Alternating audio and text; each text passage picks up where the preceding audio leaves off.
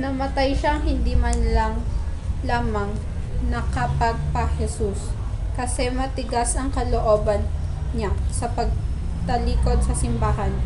Pareho silang magkapatid, sila ng iyong amain.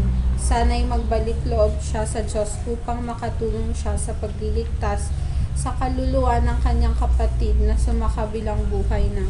Mananatiling nagmamasid lamang si Boy.